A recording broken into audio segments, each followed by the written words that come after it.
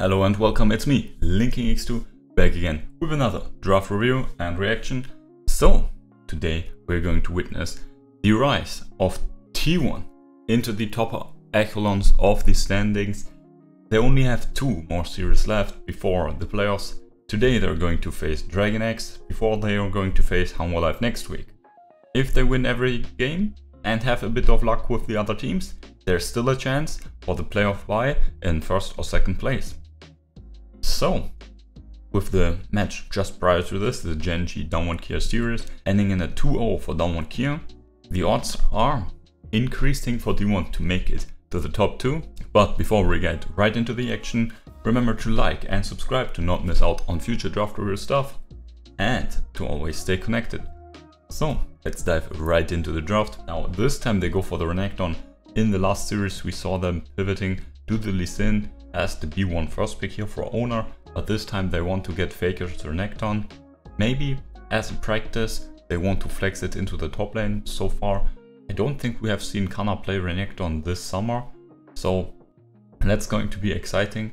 And DRX answering with the Aphelios Thresh combination. So as I mentioned, you have to take that away from T1 either by banning one of the two, and I would always recommend ban the Thresh. But this time we see here the combination for T1 and John. So maybe with that they can survive the storm in the bot lane against Gumayushi Keria.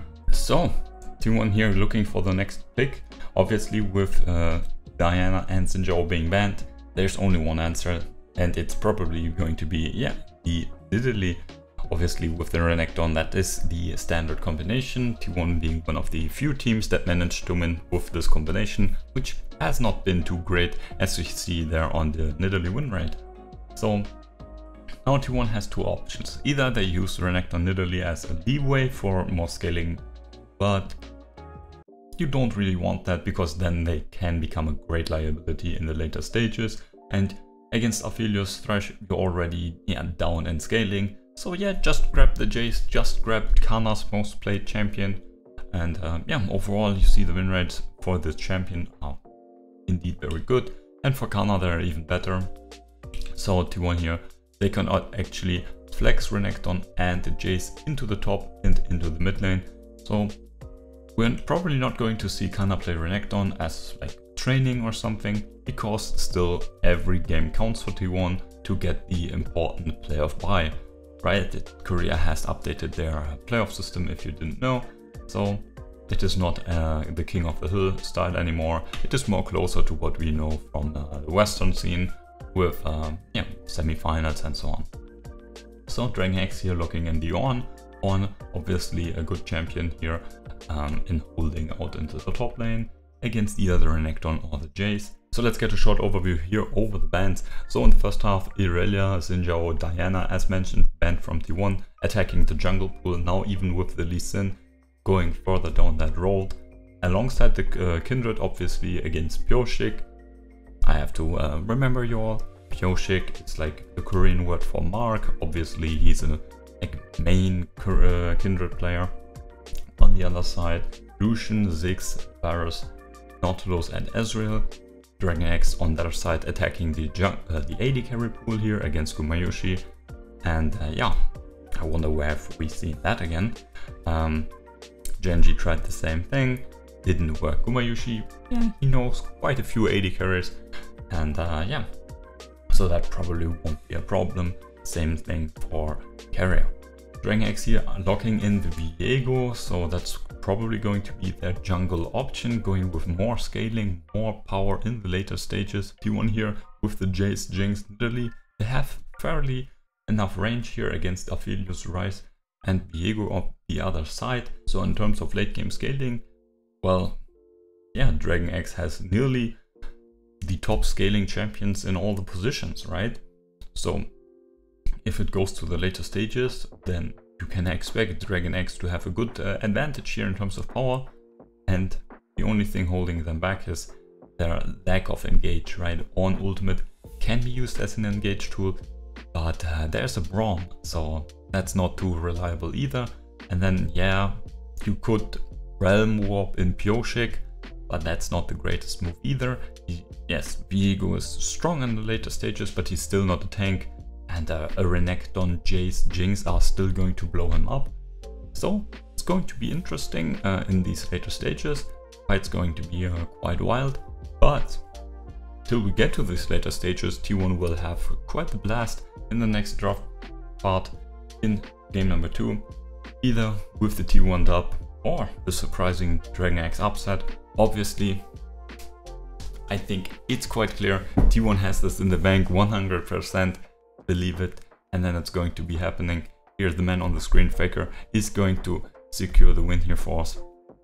But more of that in the next part of this video. And remember, if you liked the first half here so far, hit me up with a like again. It really helps out a lot. YouTube algorithm, it's not really helping me at the moment. You see the views, you see everything, man. They're holding me down. So yeah, do your part in supporting the local T1 fan here. And yeah, see each other in game number 2. Stay safe till then. Hello and welcome in game number 2 in our DRX T1 series. So game number 1 was decided in T1's favor. The game was not clean. It was always in T1's court. They always had the gold lead. It was always fine. Not clean though. So this time in game number 2 we expect a way better performance and a way cleaner performance. Less mistakes, less getting caught, please. T1, you need to get this. The dub is all that matters, but you also want to win. Convincingly, right? DRX 214, it's the last place.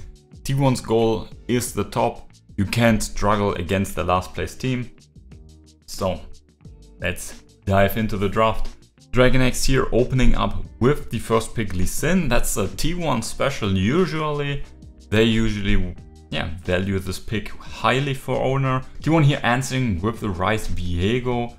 So Viego probably the jungle option here against the Lee Sin, blocking on the Ryze for FAKER here again. So an AD jungler alongside the Ryze, like the Viego. Here in the second half, Gangplank and Nidalee being locked in for DRX. So that means that we're going to see Lee Sin and Gangplank being flexed in either mid or top lane. For the better matchup into the Ryze, we are probably going to see the Gangplank there. With his range, he can maybe do something more. And the Lee Sin into the Gnar. That matchup is not that bad for the Lee Sin.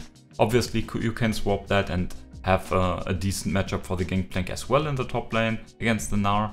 It's not that bad. And as mentioned here, Gumayusi locking in the Ezreal next to the Trundle here, coming in as the R5 pick for Keria. So the Trundle here not really getting too much use of his subjugate, his ultimate, but his pillar will be very nice against the rather immobile champions or immobile carries of DRX. So let's talk about the team comps here. T1 with Canna, Oner, FAKER, Gumayusi and Keria. Their champions, they do scale quite nicely, have decent skirmishing abilities, also some range. Wave clear can be a bit iffy against the Baron buff, unless Gumayusi gets an early Tiamat. There is that Ezreal build with the Hydra, but in most cases the laning phases are quite stable. DRX themselves, they also have quite the good early duo here in the mid jungle with the Nidalee and the Lee Sin, probably going to exert a bit of pressure here on the Oner FAKER duo. And overall it seems like DRX again going for a highly scaling comp here with the Gangplank and with the Aphelios, but this time they have adjusted after game number 1. They have put in a bit more early game power with the Lee Sin, with the Nidalee, so they don't suffer too much in the earlier stages. On the other side, T1, they adjust as well. They pivot a bit further away from the early to mid game comp that we saw with the Renekton Nidalee and the Jace. Yes, they still have some decent laning abilities and good wake up calls, right? 2 item power spikes for their champions are still super strong, but scaling further down into the game, their champions only grow in power as well. The question is, well, how do these teamfight looks? And we have to say, DRX They have decent range advantages and have some poke abilities.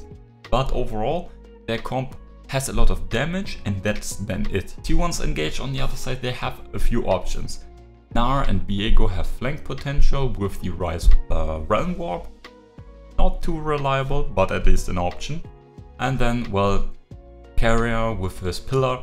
It's not the greatest engage from usually, but remember what I said? DRX, look at the champions, they're not mobile at all. It's a Gangplank and it's an Aphelios. They're not doing all too well if they get pillared. So I would give the edge here to T1, simply based on the team fight stages, of course. Team play for DRX, which is needed with this no frontline comp, right? The communication needs to be more or less on point, right? Juggling the aggro and the damage in the team fights. That's not something we can expect from a last place team, to have the communication and the coordination to pull that off. Not too confident in DRX abilities to play this comp correctly. So yeah, let's hope for the 2-0 dub here for T1. Obviously, it's like 25% chance for them to get into the top 2, if I remember correctly. We still believe in T1 and their supremacy. And yeah, even if they don't get that bye, it's going to be alright. More videos coming your way, obviously. More T1 series equals more videos. And that's also it for today. If you like the content, remember to hit me up with a like and consider subscribing to not miss out on future draft review and draft reaction content. Obviously, as I mentioned, every little bit helps a lot. It is really hard to grow as a small channel, so yeah, I need all your help and I appreciate it dearly. I hope you know that. And we see each other next week with the next T1 series facing the Church of Jovi, facing Hanwha Life. It's going to be great, it's going to be awesome, and maybe T1 can lock in the playoff bye. But that's it for today. Wish you all a great time, stay safe,